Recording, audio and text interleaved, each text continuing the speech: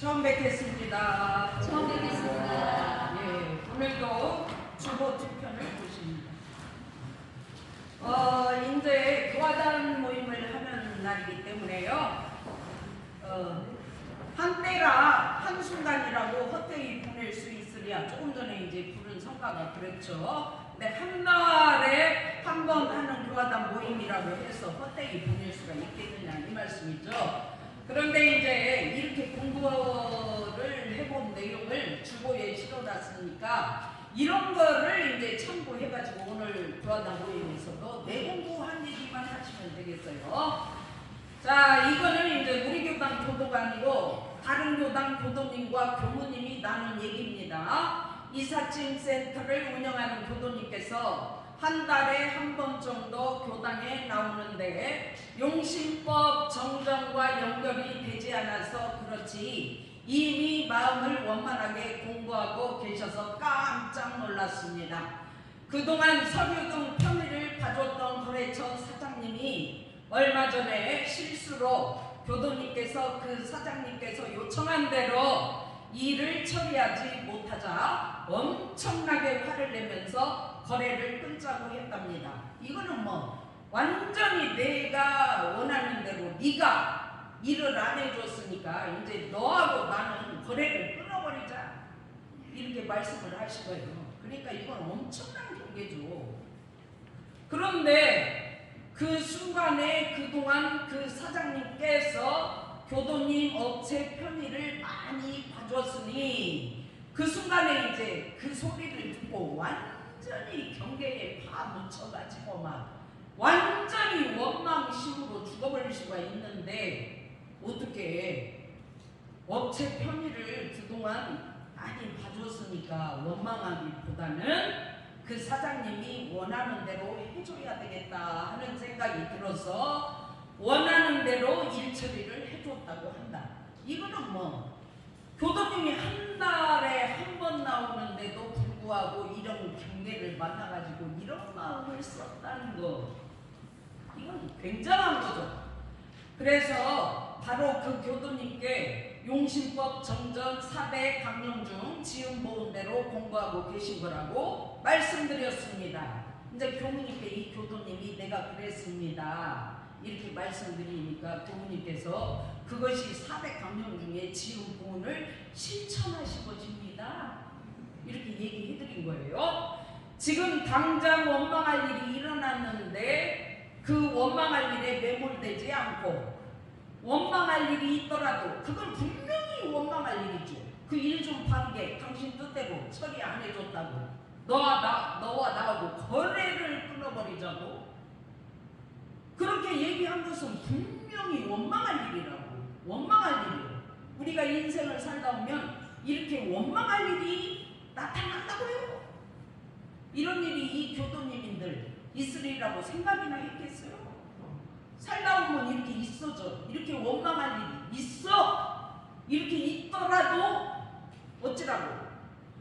먼저 모든 은혜의 소중매를 발견하여 모든 은혜의 소중매라는 것은 이 경계가 너하고 나하고 거래 끊어버리자 이 경계가 있기 전에 그 사장님이 우리 업체에 얼마나 편의를 많이 봐줬냐고. 그러니까 경계에 있기 전에 모든 은혜 그거를 발견해야 됩니다. 부모님이 나를 낳아가지고 이렇게 살도록까지 얼마나 키워주고 먹여주고 입혀주면서 나를 길러 놓았냐고. 그런데 한순간 사업자금을 안 내준다고 그대를 다 까먹어버려. 그래가지고 사업자금 안 내준 그 경계만 갖고 원망을 해요. 그게 큰 문제죠. 그게 큰 문제예요. 그러니까 이제 그동안 우리 업체를 살리느라고 그 사장님께서 얼마나 우리한테 은혜를 베풀어 주셨는가. 그 소중매를 발견해서 그 원망할 일을 너하고 나하고 거래 끊어버리자. 그 원망할 일을 감사함으로써 그 원망할 일을 감사한다는 거 그거는 그러면요 은혜가 발견되지 않고는 감사가 납니다. 어떻게 그 원망할 일에 원망을 해도 시원찮은데 감사가 나옵니까? 그런데 이분은 그동안 베풀어준 은혜를 발견했어요. 놓치지 않았어요. 그래가지고 감사함으로써 그 은혜를 보답하자는 것을 그대로 실행하셨습니다. 하고 교무님이 그 교도님께 축하를 드렸어요.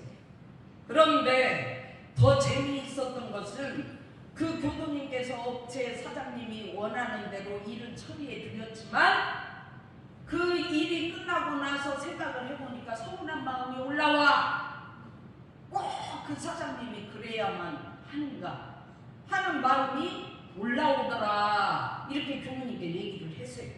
그러니까 그 너하고 나하고 이번 일이 잘못됐으니까 네가 실수를 했으니까 거래를 끊어버렸잖아. 이렇게 성질을 내는 것은 공감은 하지만 공감은 돼야 왜 사장님이 저렇게 화가 나셨는지 공감은 하지만 그러나 거래를 끊어버리자. 그거를 인정하기 싫은 마음이 나왔다.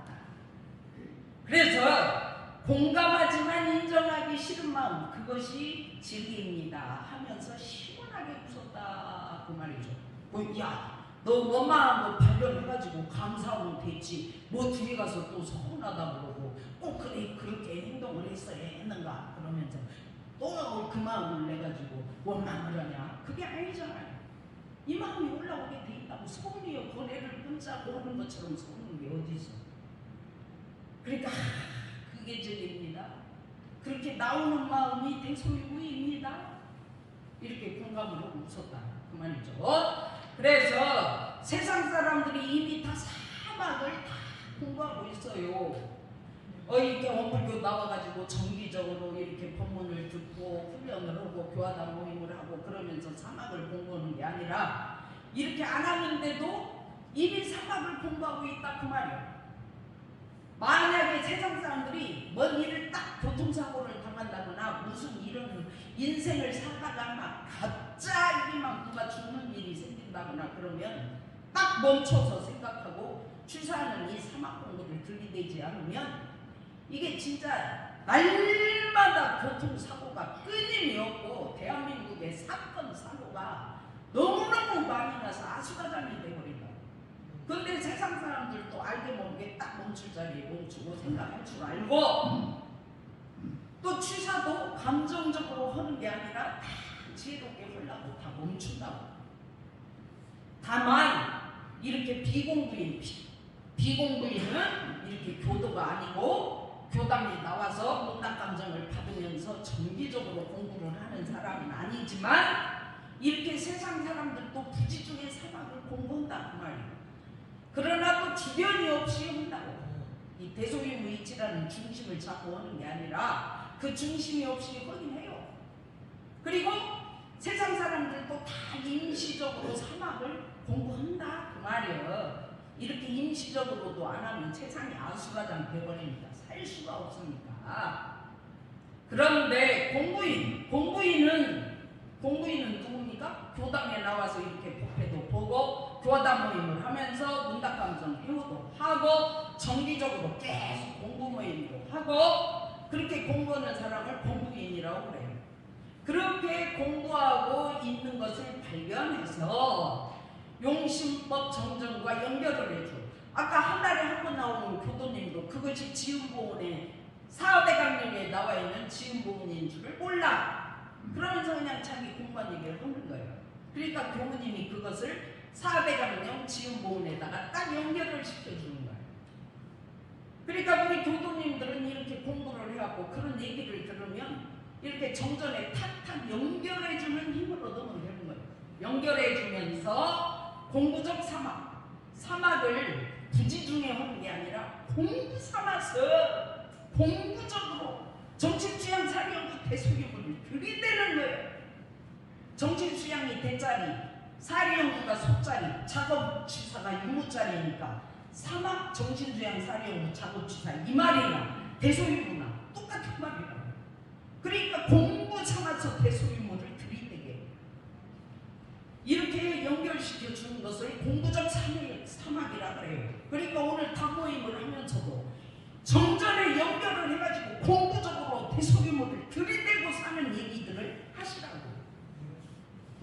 오지 말고, 그 다음에 법도 있는 사막.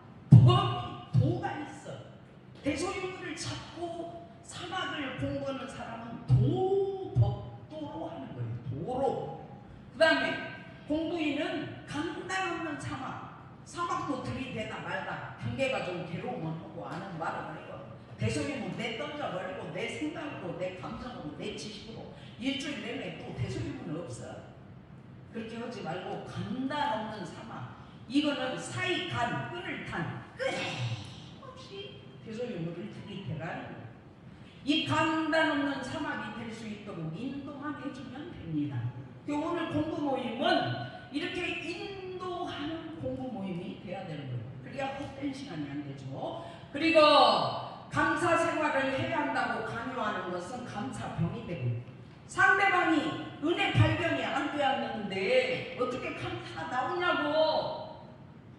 은혜를 발견해서 깊이 그 은혜를 느끼고 알아야 감사, 이게 되는 거지. 그 은혜도 모르고 발견도 안 되었는데 당신 그렇게 살면 안 돼. 그런 일 속에서도 감사를 해야지. 그러면서 감사를 강요한다고. 이 감사를 강요하는 것은 감사병이지, 원망생활을 감사생활로 돌리는 공부가 아니라고. 그래서 감사생활을 하라고 강요하는 것은 감사생활의 당위성에 폭력이 된다. 감사생활의 당위성을 주장하고 강요하고 강조하면서 폭력을 쓰는 거예요. 근데 상대방 말을 가만히 들어보면 아직 은혜 발견이 안 됐구나. 천지 부모 동포 법률의 은혜가 깊이 느끼고 알아지지 않는구나. 그렇지. 그럴 때는 원망하는 마음이 나올 수밖에 없어. 그게 진리요. 그게 태소유무요. 그렇게 해줘야지. 그렇게 원망하면 되냐? 감사생활하라고 했잖아요. 유상중이 요법 5조에. 그러면서 막 감사생활하라고 강요하지 말라고 말이야. 그래서 우리의 일상생활 속 신앙은 은혜의 내역을 깊이 느끼고 알아서 제맞는 신앙이다. 그러니까 상대방한테만 원망, 남편한테 원망이 나오고 막 마누라한테 원망이 막 나오고 그러는데, 내 남편이 내 가정을 위해서 그동안 내 가정을 지키려고 몸부림치면서 그렇게 살아온 은혜를 깊이 느끼고 알아야 내 남편한테 감사가 나오죠. 내 마누라하고 싸우고 나서 싸운 그 경계만 보고 붙어버릴 것이 아니라 내 자식을 낳아서 키우고 살린다 해주고, 당신 없었으면 우리 가정이 어떻게 지켜졌겠어요. 그 은혜를 깊이 느끼고 알면 싸우면서도 감사가 나와. 그것이 은혜의 내역을 깊이 느끼고 알아서 채워놓는 것이다. 그 말이 되겠어요. 그래서 원망할 일이 있더라도 원망할 일을 대소유무 이치로 진리로 인정하라는 종교는 원불교가 유일합니다. 원망할 일을 통해서 미운정, 고운정처럼 깊이 느끼고 은혜의 소중은혜를 만들고, 사업체 사장님이 너하고 나하고 거래를 끊어버리자. 그거는 그 경계를 가지고 깊이 은혜를 느끼면서 고운정이 드는 거예요. 고운정.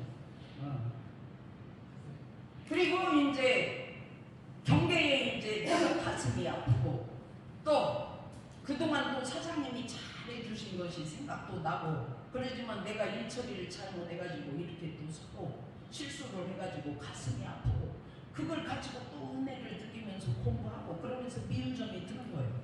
그러니까 미운 점과 고운정이 같이 들어. 공부만 하면 그렇게 깊이 느끼고 은혜의 소중은혜를 만들고 다짐하는 것이 아니라, 사장님 잘못했습니다, 다음부터는 두 번 다시 이런 일이 없도록 하겠습니다 하면서 다짐을 하는 것이 아니라, 다음에도 실수를 할지 안 할지는 모르지만 끝까지 그 은혜를 느끼고 공부하는 공부심을 놓지 않겠습니다. 공부하겠습니다. 이렇게 해야 맞죠. 그래서 다짐하는 것이 아니라 은혜의 소중내가 발견하게 되어 원망할 일을 감사로 돌리게 됩니다. 이 교도님도, 이삿짐 센터 운영하는 교도님도 분명 원망할 일을 그렇게 공부해서 감사해라 그 말이에요. 그러니까 원망할 일을 은혜를 발견해서 감사로 돌려라. 이게 지금 모험이죠. 그래서 원불교는 사은사유를 돌리는 신앙으로 시대와 생활과 대중에 맞는 신앙이다. 그래서 오늘 교화당 모임 시간에는 이렇게 깊이 느끼고 깊이 체험을 해본 이런 내용들을 가지고 공부하는 시간이 되면 얼마나 좋겠어요. 이런 시간이 되시길 간절히 염원하면서 제 얘기를 마치겠습니다. 마음 건강합시다. 감사합니다.